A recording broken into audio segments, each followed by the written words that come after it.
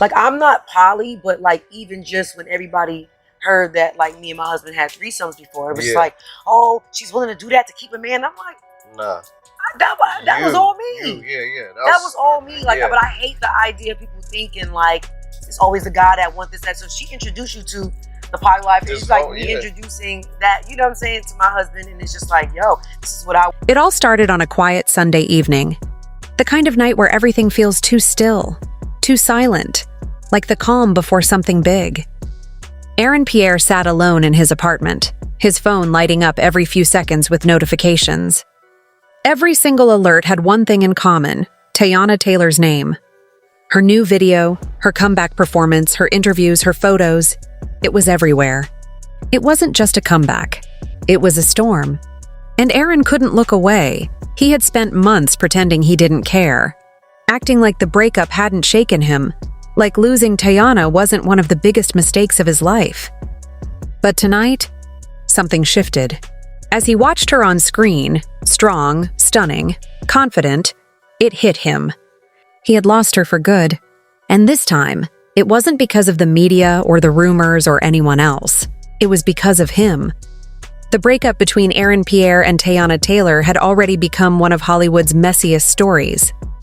What started as a quiet separation turned into public chaos. Posts, interviews, shade, and accusations flying from every direction. Aaron's side painted him as the calm, rational one, while Teyana was labeled emotional, dramatic, too much. But behind those words was pain.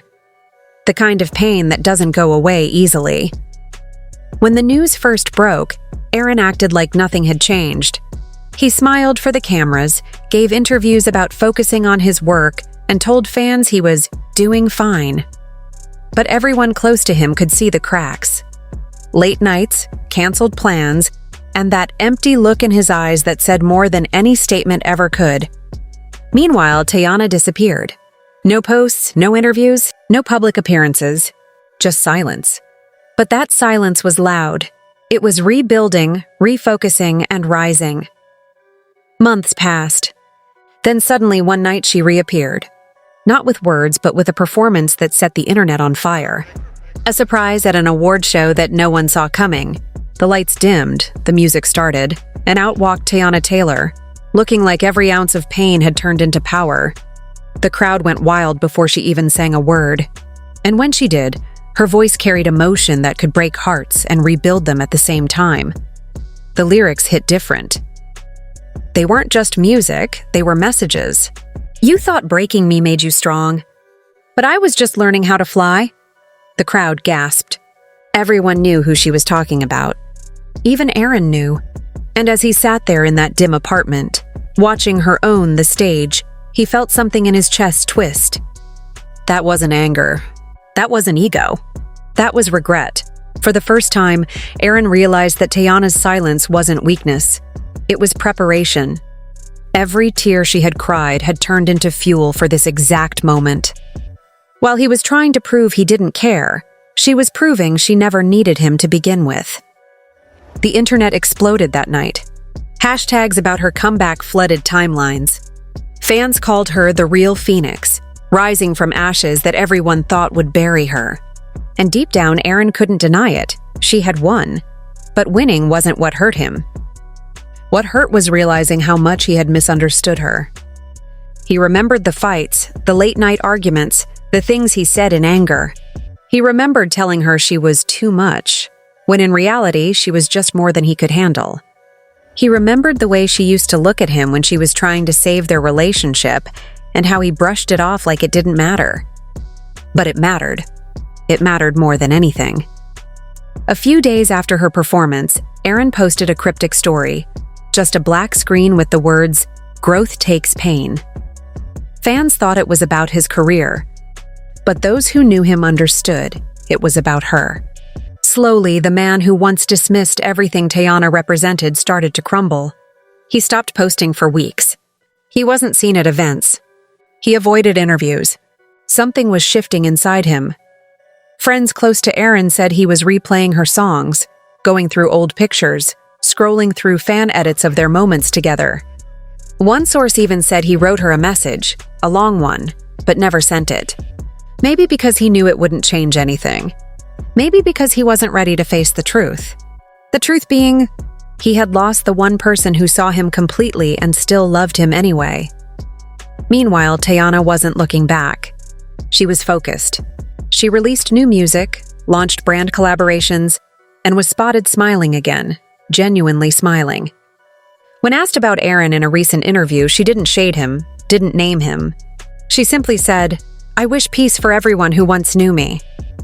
And that one sentence, it stung, because it showed she was over it, over him, over everything. But then came the moment no one expected. Pierre finally spoke. In an interview that was supposed to be about his new film, he surprised everyone. The host asked a casual question about lessons learned from relationships, and suddenly, Aaron got quiet. He took a deep breath and said, "Sometimes you don't realize what you have until you've lost it. I made mistakes. I was wrong about a lot of things, especially about her." The host froze. The room went silent. It wasn't rehearsed.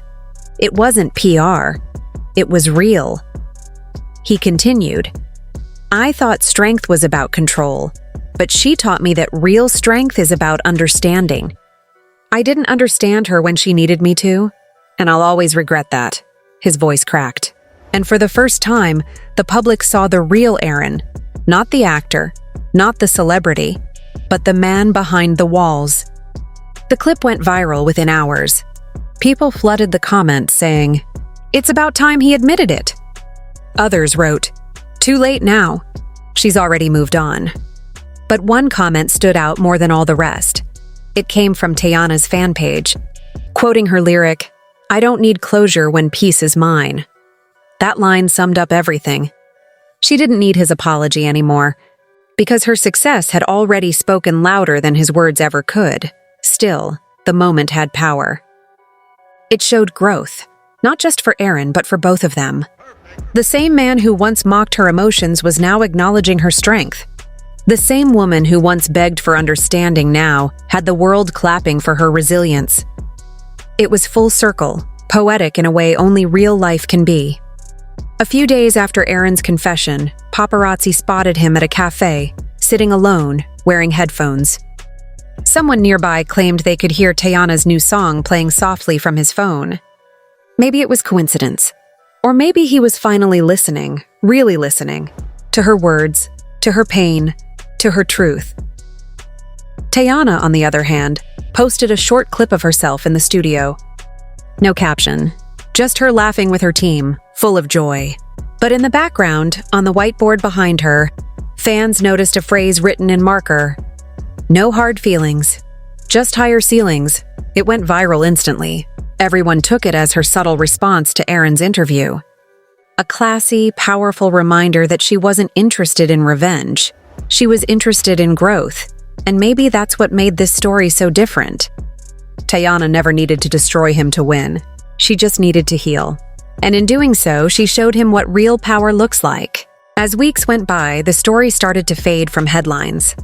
But for fans, it remained one of the most emotional redemption arcs of the year. Not because they got back together, they didn't, but because they finally found closure, in their own ways. Aaron started using his interviews to talk about accountability and emotional intelligence. He said fame had made him arrogant, that he confused silence with peace when really he was just avoiding the truth. He told men to be better communicators, to respect their partners, to listen. People noticed. His tone had changed.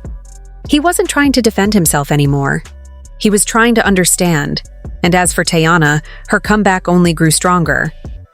Her music climbed charts again, her visuals trended, and her new documentary was praised for its honesty and vulnerability. She was glowing, radiating the kind of energy that comes from peace, not perfection. Every interview she gave carried a new confidence, a quiet kind of power. She didn't need to say his name. Her success said it all. One moment, though, made fans emotional. At a charity gala months later, Teyana and Aaron were both invited. It was the first time they were seen in the same room since everything happened. Cameras caught the tension immediately, but not the drama. Instead, something softer. Aaron approached her gently, quietly. He said something under his breath. She smiled politely, nodded, and walked away. That was it. No argument, no scene. Just closure. People online couldn't stop replaying the clip. He said sorry, one user wrote, and she accepted it with grace. It was the end of a chapter that had been written in pain, pride, and lessons. Later that night, Aaron posted one final message on his story. You don't always get second chances, but you do get to grow. Simple, honest, and raw. The next day, Teyana posted a photo of the sunrise with the caption, "Peace looks good on me." And she was right. It did. Their story became more than just a celebrity headline.